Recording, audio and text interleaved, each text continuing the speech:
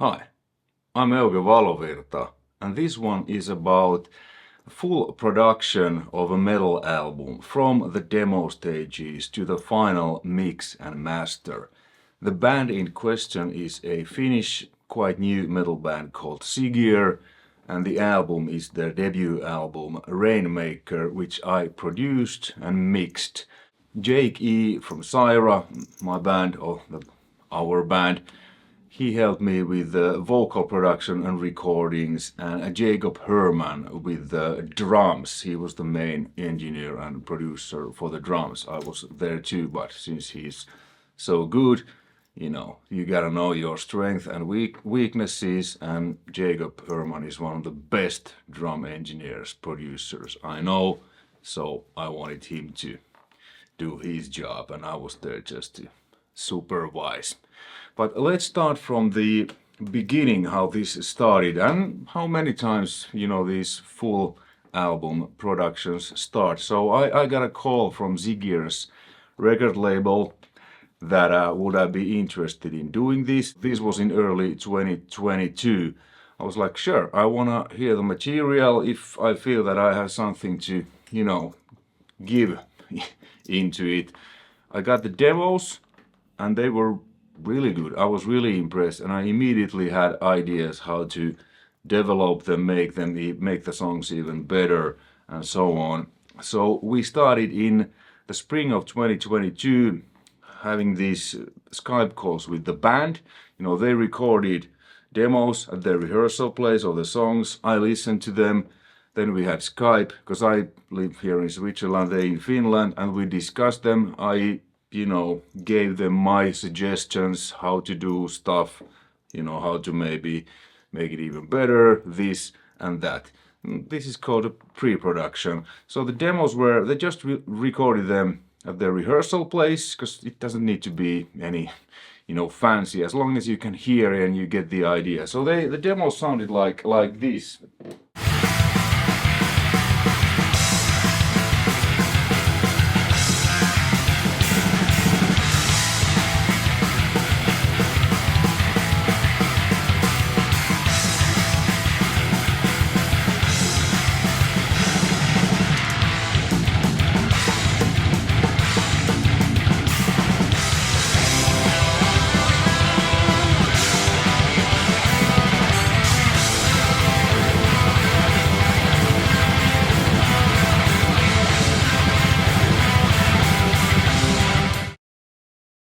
Alright, so, you can clearly hear what it's about and so on. Just record it with a few mics at their rehearsal place. And as soon as we felt that the songs, okay, they're ready, the pre-production is done, let's book a studio. So I called to my friend Jakob Herrmann that, are you available and when? And, he said yes. I sent him the pre-production demos and he was like, yeah, really good players.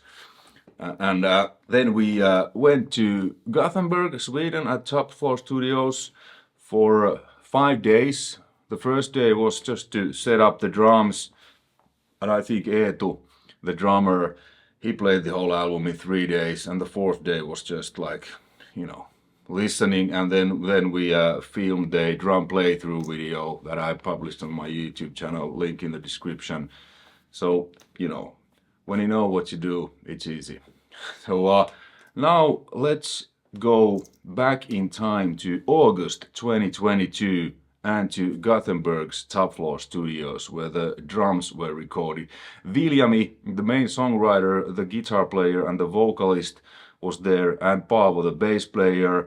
Valtteri, the other guitar player, wasn't there because we weren't tracking any guitars and bass. The guys just played along, although they have the demo sessions and the demo guitars on multi-tracks, but I wanted the guys to be there because I knew that sometimes and many times in the studio you get ideas like, hey, how about if we play this and if we play like that? And we actually wrote, or the guys, and I kind of was guiding them, a couple of new riffs to a new song. So then it was easy when the guys were there, then we just played them.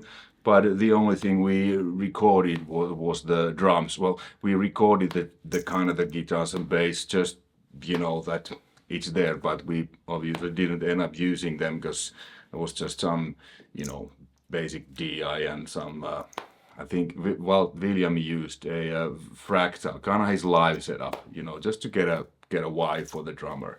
So yeah, let's go back in time to August 2022 and into Gothenburg's Top Floor Studios.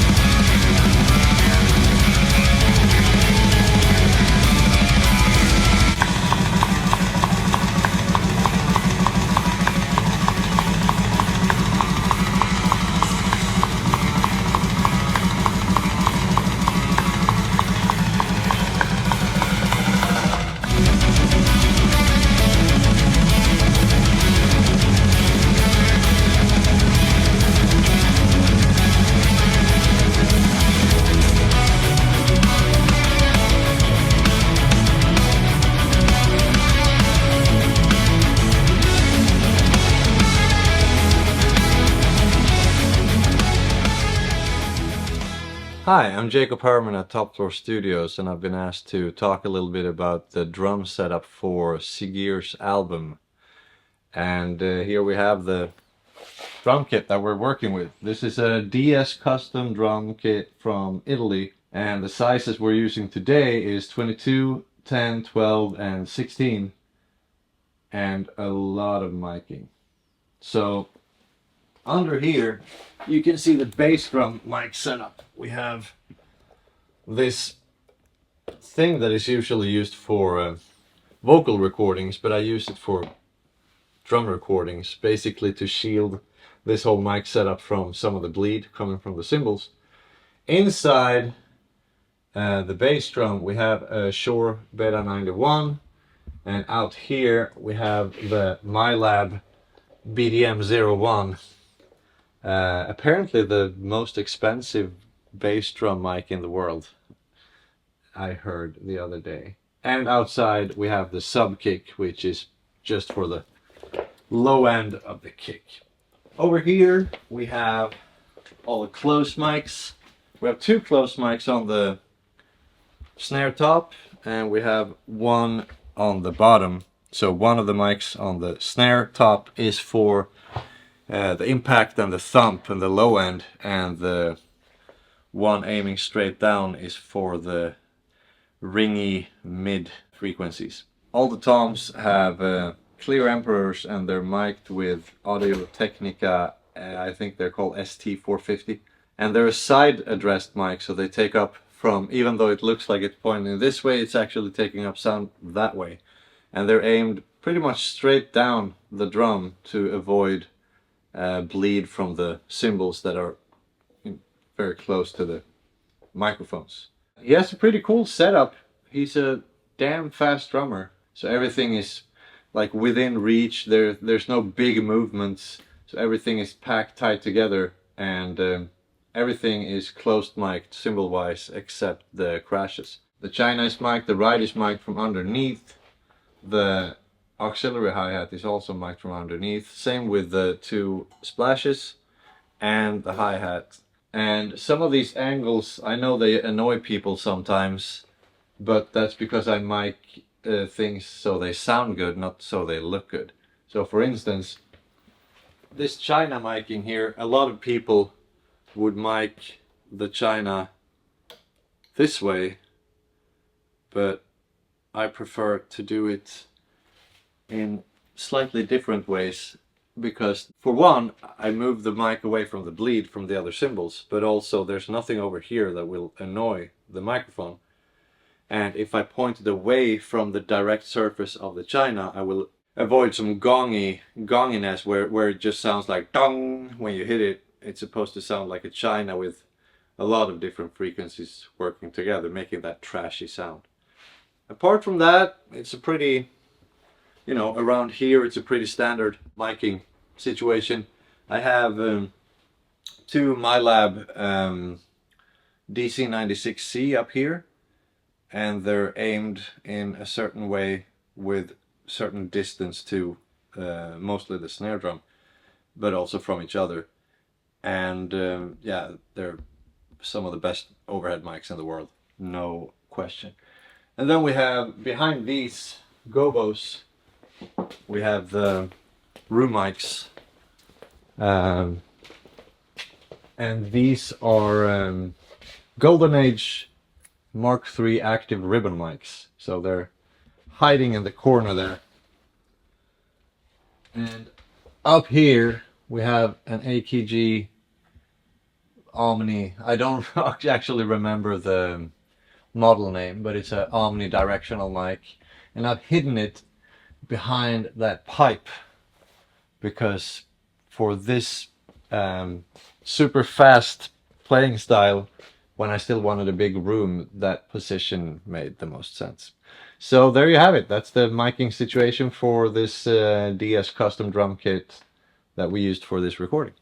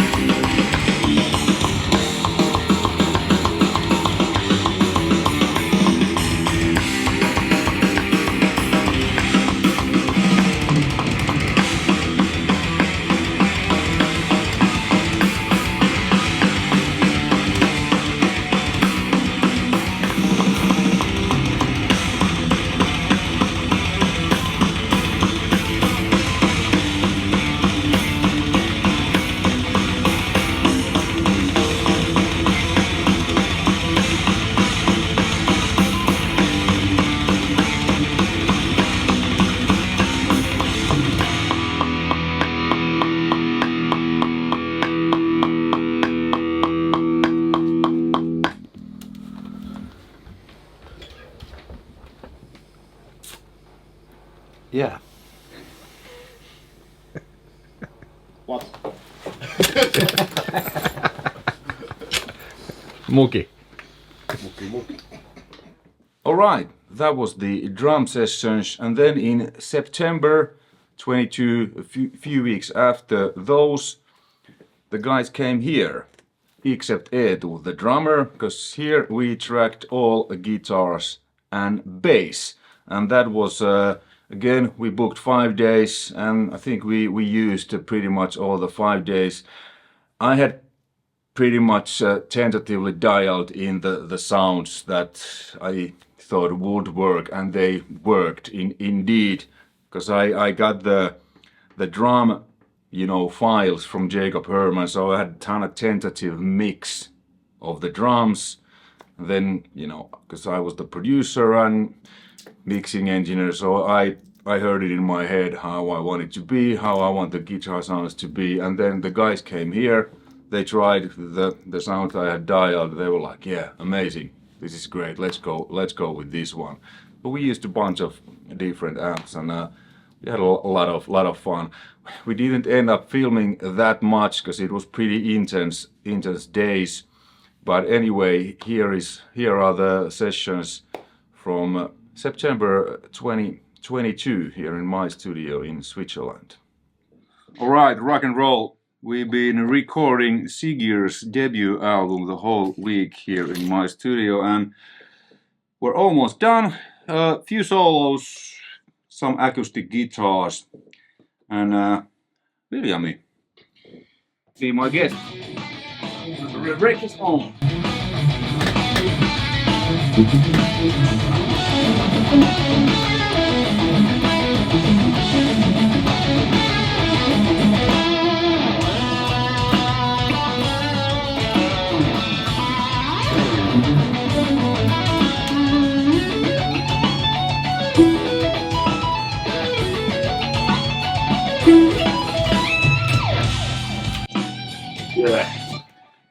Excellent. All right. Recordings, guitar solo record. Down. Guitar solo recordings continue. Now it's time for Valtteri to play solo, so you will continue after William. All right, ready? Yeah. Yeah.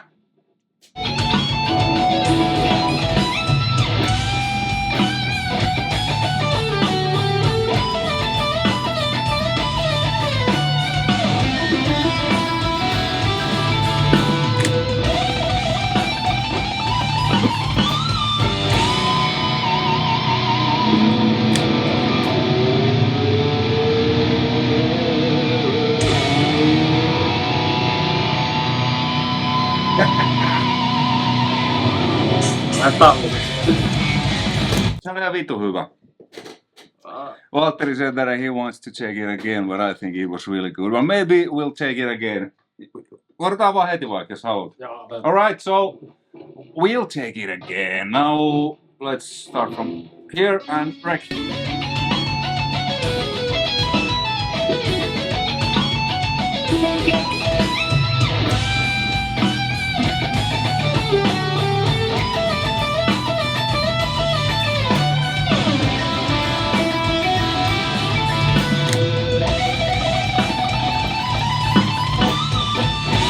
Yeah!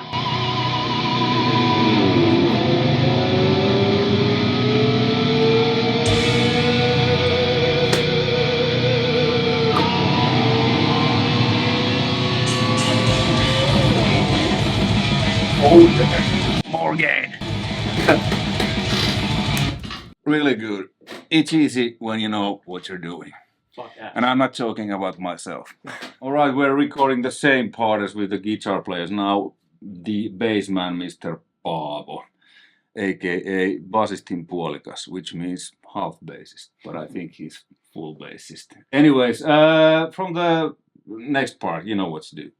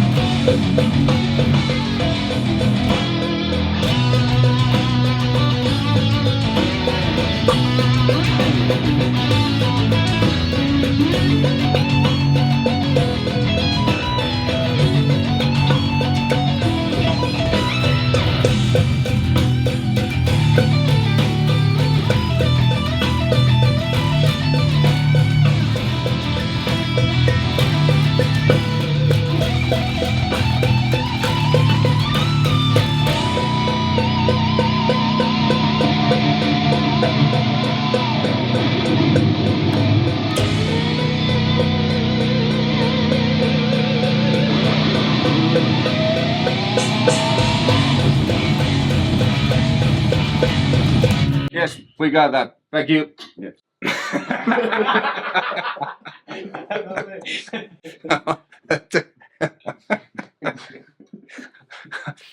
As you can tell, we've been having fun. Anyway, so the gear we've been using to record guitars and bass, the main amps for rhythms being my old PV5150 boosted with TS808 and Mesa Boogie Mark V on a Mark IIc Plus mode, no boosts. The cabinet is my Marshall cabinet with V30s and greenbacks. We've been using one of the V30s mic'd with two Shure SM57s Fredman style with a Fredman clip. And for lead guitars, Valtteri has been using the Mark V, but on the Mark IV mode and a tiny amount of boost from the TS808. William has been using the Marshall JCM 800 2203 Zach Wildhead boosted with good old Bass SD1 Super Overdrive. And guitars, William, would you join me to tell a little bit about your guitar? Yeah. You can sit down also, because you're too close, sir. So, yeah, tell us a little bit about the guitar. It's normal stock model Ibanez RGD 7-string with a half baritone scale, but a couple of specs customized to me. This has a full scalloped fretboard for those bendings and stuff. It's a DiMarzio Illuminator pickups, which are John Petrucci signatures, and a cone split for neck pickup. Other than that, it's just a normal model. But sounds good, plays good, and you've been also using Tomppa, aka Tom, which is it's my old ESP Japan custom shop, because we've been having a little bit fun with the Floyd rows on a couple of leads, maybe a bit too much, but we don't care because it sounds good. So yeah, so William has been also. Have you used any other guitars? Well, maybe Walter is gonna show us that soon what it is about, but pretty much these two, right? Yeah. Nothing else. Cool. Thank you. Valtteri, would you tell us a bit about your beautiful Ibanez, or like we Finnish say, Ibanez RG? Thank you. It's Ibanez RG Prestige 3120, and year is 2002. And it's Mahonki body, and it's pretty guitar and pickups. Pickups is custom made DiMarzio Steve special. It's the same John Petrucci Ibanez model, and this one is Puff. Okay, yeah. Cool. 5-way switch, 3-way, 5-way, yeah. Single coil sound. Yeah. And the Floyd is really. I actually tried that. Or what is this Ibanez Floyd called? Low Pro Edge, yeah. Licensed from, but it's really good Floyd, and the guitar plays nicely, I must say. Yeah, it's play like a kantele. Setup is made Jari Ollikainen from Kuopio. It's cool. Really nice guitar, and plays like a kantele. And I forgot to mention, Valtteri has also used ADA MP1 into Marshall JCM 2000 TSL, power amp on a few occasions, and then we used the old JCM 800 from 85, the little brother on some stuff I can remember. We haven't used the bad boy because that blew up just before you came here, but you've been actually using the Boogie for leads, the Mark IV with a little bit boost from GS808, and then the ADA MP1 and the 800 from 85. So for bass, we've been actually using. Maybe it's connected still because we're actually still recording. Well, Paavo can tell what it is. It's a Dark Glass B7K Ultra version. It's really nice pedal. And it's like a preamp. Yeah, basically preamp. So we've been recording, the first signal goes to DI box, like with guitars, so we're recording DIs just in case, and then from the DIs throughout, it goes to either the guitar amps, or on bass case, it goes to the dark glass, and then XLR to audio interface, and I must say, it sounds really good. And two basses. Yeah, I have this. This one is Ibanez EHB headless bass. It got this fannet fret style of neck and Bartolini pickups. Active. Really nice sounding bass. Are those actives? Yeah, active. Yeah. And the other bass is Ibanez 2. It's here. And what is the reason for these two basses? Tuning or sound or? We got two tunings, so we got a drop A and like this standard B. Yeah. And this one is in B. A. Oh, yeah. It's A. Cool. And then we might use some fretless basses, which my neighbor and landlord were gladly to borrow to us, but we haven't gotten that far yet. But and Paavo also has a new nickname. He's the one take man, because he actually played sound songs, you know, one take. It's yeah, it's impressive. Cool. All right. Thank you. So that's the guys, fantastic Finnish guys. You know, you will hear from them in due time, big time. But anyway, we will continue recording here.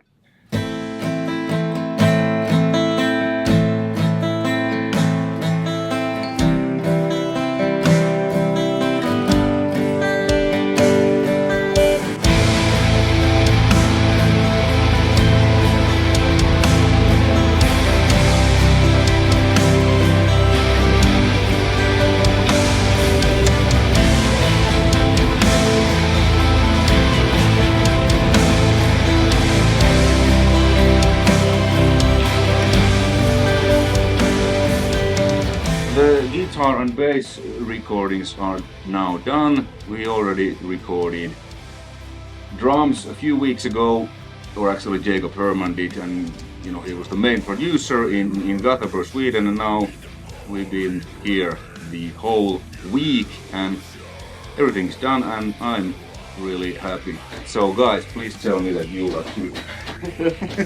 It was great. Pretty long hours. I think we work like 10 to 12 hours each day. Yeah. But the goal was to record everything in the time we had, and I think and especially the guys did a really great job. All right, those were the guitar sessions, and after that I did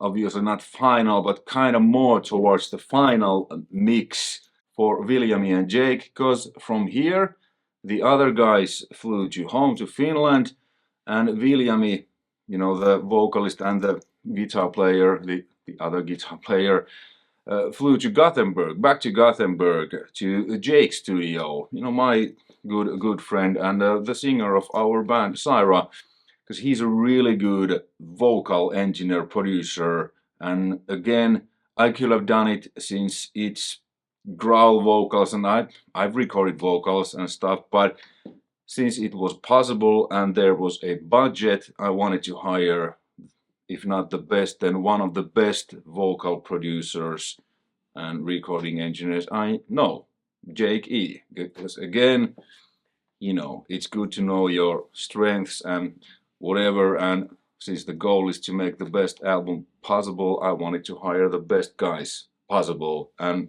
like I said, luckily the label gave us, or me as the main producer, a, you know, good budget that we were able to do all of this. So Viljami flew to Gothenburg and I asked them to film something, and guess what happened? Again, they were pretty tight packed sessions, and when you're in the moment, in the zone, concentrating what is the most important thing, which was obviously recording vocals, they didn't film anything. So I don't have any material from the vocal sessions, but that's how it is. And after, you know, I got the vocal sessions from Jake, then I was able to almost do a kind of more towards the final mix.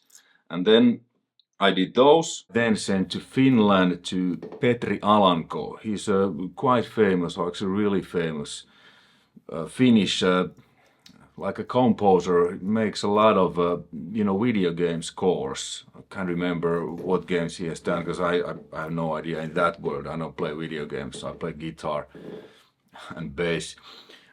But anyways, he did the kind of string arrangements and keyboards for the songs. And then when I got the files back from Petri, there were a bunch, but they were amazing.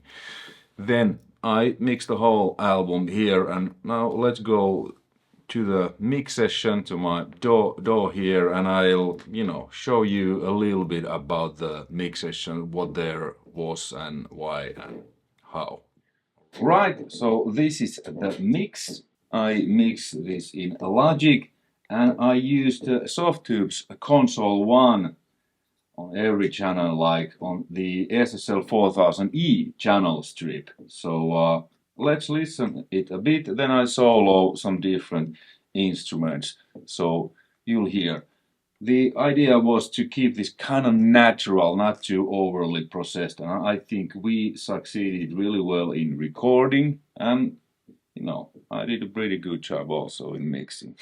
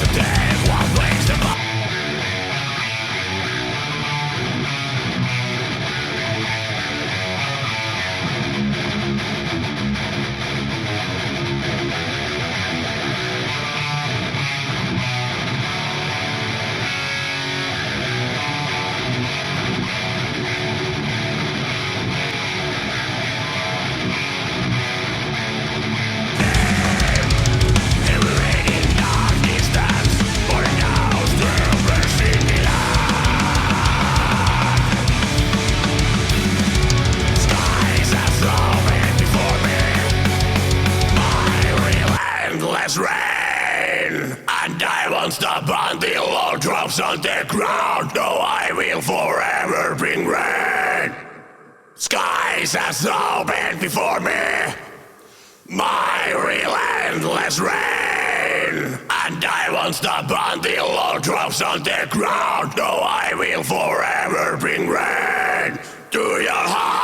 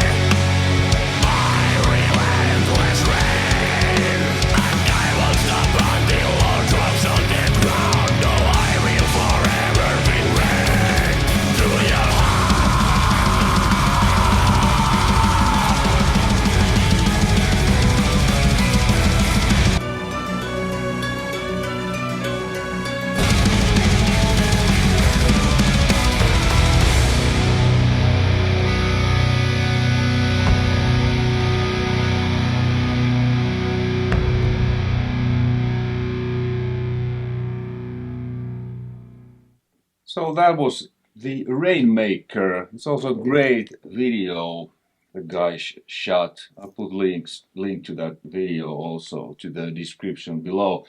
So like you heard, the drums were pretty natural. I don't have much anything else except the SSL channel strip, you know, all compression, all EQ, all gating, the SSL, you know, Andy Wally style. I just used Soothe to reduce some hard frequencies from mainly from both hi-hats and China, and then a room bus where all the room mics go, because there were several, and then the overhead bus. On a tom bus, I used you know, outside compressor outside from the SSL. It was Arturias, that's a Neve 33609, and that was also my parallel compression set to a dual mono mode on this one.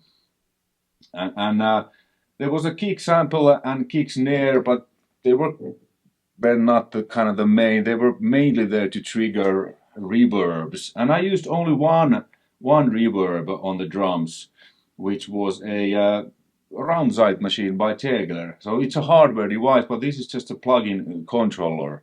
So it's really easy because, you know, when I open the session, the knobs go here on the real hardware is there where I had them, because the drum recording was so good, all the rooms, like you saw when Jakob Herrmann explained, there was a lot of different mics, room mics, so I didn't felt like using that much reverb. It's zeroed here, but I'm not sending a lot. I'm basically only sending overheads, toms, and room there, and then the kick sample and snare sample and snare bottom to that reverb. So that was it, and I think that the drums, they're really natural. That was the goal. You know, wanted to have this aggressive feel because the guys really can play. I didn't do any additional editing or anything to add his playing.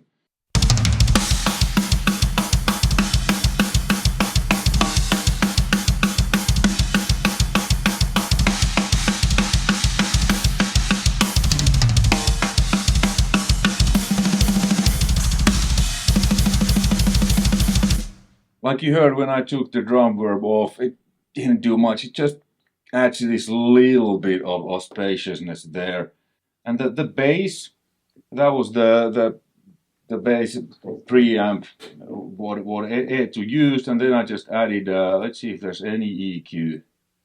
Well, yeah, I've cut it some mids and added some top to that, and then used the Waves R bass. And then I had this clanky sound from a Marshall Murder 1, because we recorded the DA, so I used this just for the clank.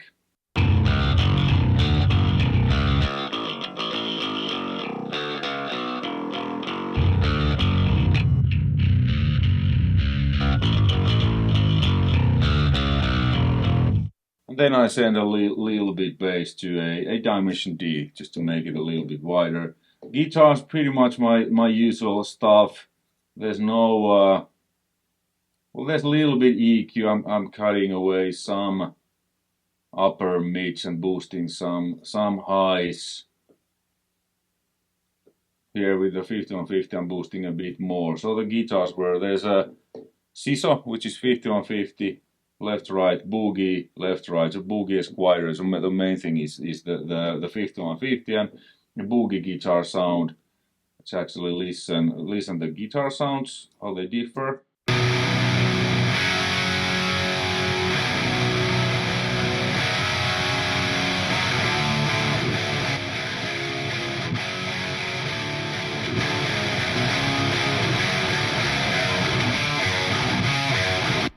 So the 50-on-50 kind of gives the woof, and the boogie that kind of bite, the 2C plus mode, and the C6 multiband compressor taking care of the little bit of the low mid, and then a Soothe, you know, guitar the spike. It just reduces some harshness if there is, and then last thing Pro Q, what I always have. There was two frequencies that were bothering me a bit, so I took those out, tiny amount, and lead guitars. was pretty much the same. Let's check the EQ, what I had there on lead guitar. So I cut it low mids, added some 8K shelf and a little bit 1 dB out from 3.5K and the empirical levels, my key compressor. Then I was sending the guitars to a delay, which was the Lexicon's PCM 70. The melody bus here, where it comes this occasionally doubling the kind of the lower melody, there's nothing extra. I'm just sending a little bit to Eventide harmonizer and to the PCM 70. Let's take the EQ. Well, I only boosted 6K. That was it. And acoustic guitars, well, there's quite a lot cut at, you know, around 900 Hz and a boost at 5. Okay, and then I've used the SSL channel strip compressor. And then the, here is C4, okay, multiband. And the Soothe, you know, acoustic guitar warmer. And then I send it to Dimension G, to SPX 90 Symphonic preset, to Eventide, and to a room reverb. So the acoustic guitars sound like this.